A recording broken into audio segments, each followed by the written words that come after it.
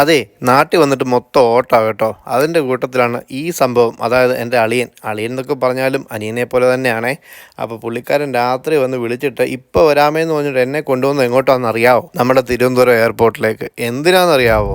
പുള്ളിക്കാരൻ കെട്ടാൻ പോകുന്ന കൊച്ച് വരുന്നുണ്ട്. അപ്പോൾ ഒരു സർപ്രൈസായിട്ടൊരു ബൊക്കെയൊക്കെ കൊടുത്തിട്ട് എതിരേക്കാൻ വേണ്ടി പോവുകയാണേ. തിരുവനന്തപുരം എയർപോർട്ടിൽ വന്നിട്ട് കുറേ കാലമായി കേട്ടോ. നമ്മൾ കുറേ കാലമായിട്ട് കൊച്ചി തന്നെയാണ് പിടിക്കുന്നത്. കാര്യം ശരിയാണ്, ഇങ്ങോട്ട് വരാൻ ഭയങ്കര എളുപ്പമാണ്. 2.5 മണിക്കൂറുള്ളൂ, മറ്റേത് 3.5 മണിക്കൂറുണ്ട്. എന്നാലും ഞാൻ കൊച്ചിയിലാണ് മിക്കവാറും വരാറുള്ളത്. എന്തുപോലും അളിയും വന്നിട്ട് തണ്ട് നിലാവത്തഴിച്ചിട്ട കോഴിയെപ്പോലെ അങ്ങോട്ടും ഇങ്ങോട്ടും ഉലാത്തിക്കൊണ്ടിരിക്കുകയാണ് സുഹൃത്തുക്കളെ, ഉലാത്തിക്കൊണ്ടിരിക്കുക. എന്നാ പറഞ്ഞാലും കാത്തുനിൽപ്പിൻ്റെ ഒരു മധുരവും സുഖവും ഒക്കെ അവന് കിട്ടുന്നുണ്ട്. പെങ്കൊച്ച് വന്നെന്ന് കണ്ടപ്പോൾ അണ്ണൻ നേണ്ട പുലിയായിട്ട് ചാടി അങ്ങോട്ട് ചെല്ലുന്നുണ്ട്. എന്നാ സംഭവിക്കുമെന്ന് നോക്കട്ടെ. സർപ്രൈസ് എന്നൊക്കെ പറഞ്ഞിട്ട് കൊച്ചിനകത്ത് സർപ്രൈസ് ഒന്നും തോന്നുന്നില്ല. നേരത്തെ അറിഞ്ഞ് കാണുമെന്ന് തോന്നുന്നു. എന്തോ ആയാലും റീൽസിലൊക്കെ കാണുന്ന പോലെ ഇതൊക്കെ ഒരു സന്തോഷമുള്ള കാര്യമല്ലേ.